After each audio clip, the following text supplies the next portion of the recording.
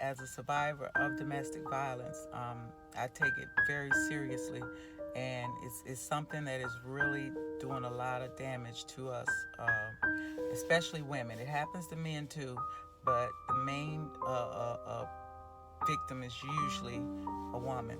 Um, when I talk about it, it kind of brings back things, but sometimes it happens when you try to help somebody.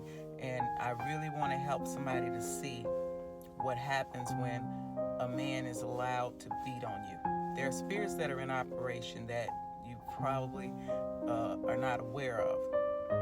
But when you expose the devil, he can't operate. So we have to see and know what we're dealing with. We have to know what we're looking at when we see these things. Most men that are abusive, there's an abusive language that they use, the way they talk to you. A lot of times you can tell from that propensity is there because the words are harsh, critical, always criticize, always something negative to say concerning you.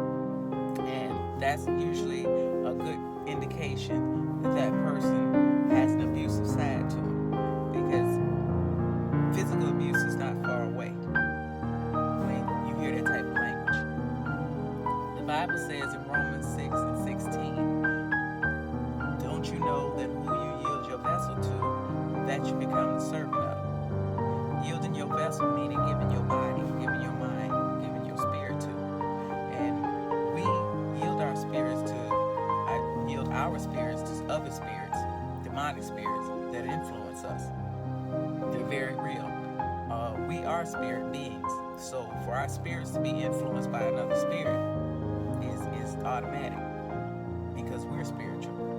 So when you give yourself to something over and over again, that's how addictions happen.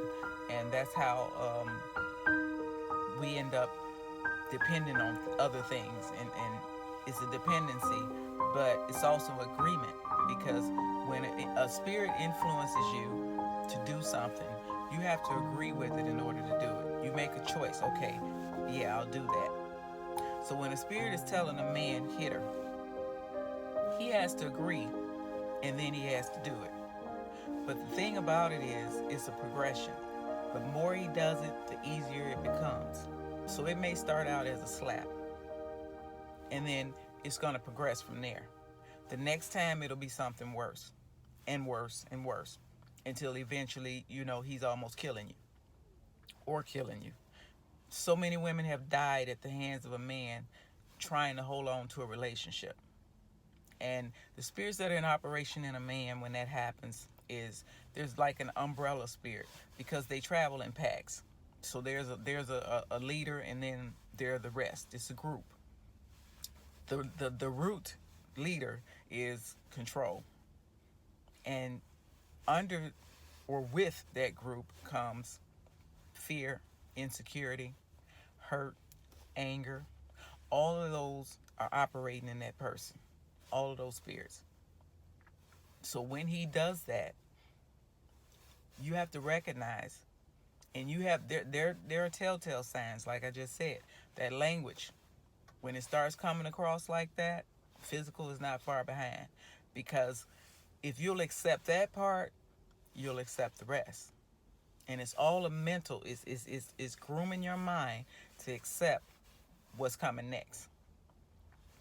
The spirits that operate in a woman, when she accepts that type of behavior, because we have to accept it, because staying with this person is accepting it. The umbrella spirit for her would be fear.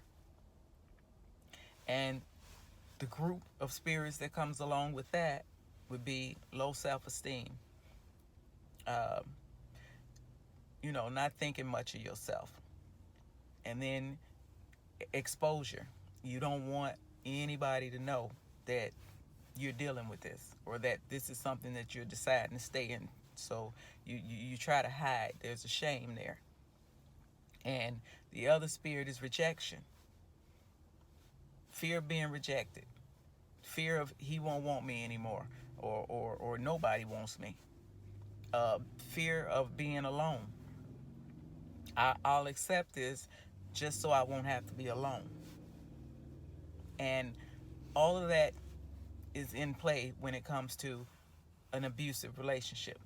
And the reason that I say it's the spirit is because as human beings, we're influenced. There's a godly influence and there's a demonic influence. And whoever you give your body to, whoever you yield your vessel to, you become the servant. It's like driving in a car and you lose control of the car. Now you're still doing this and the car is doing whatever it wants to do. That's what happens when you lose control. You're still operating, but something else is doing stuff for you. And that's how it ends up progressing into something else. The Bible said the devil came to steal, kill, and destroy.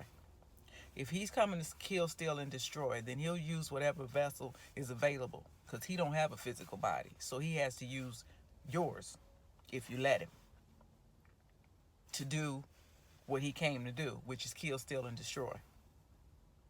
And we're God's creation. He hates us. So to kill, steal, and destroy us is what he'll use anybody to do that will yield their vessel. So don't yield yourself to those spirits. Don't agree when it tells you to do something like that to somebody, because you're giving yourself, and eventually you won't be able to help yourself. It'll happen whether you want it to or not. That's the part that people, I think, kind of don't see. The more you give yourself, the more it will use you.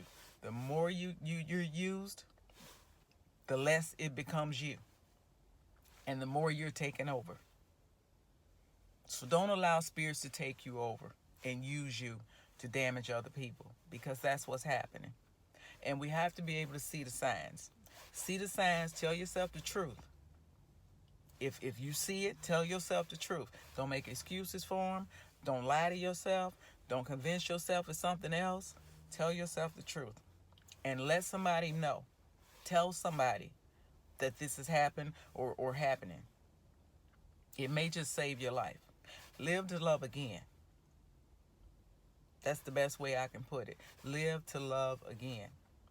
Nobody's worth giving up your life for the sake of having a relationship with them. And a person that does that needs help.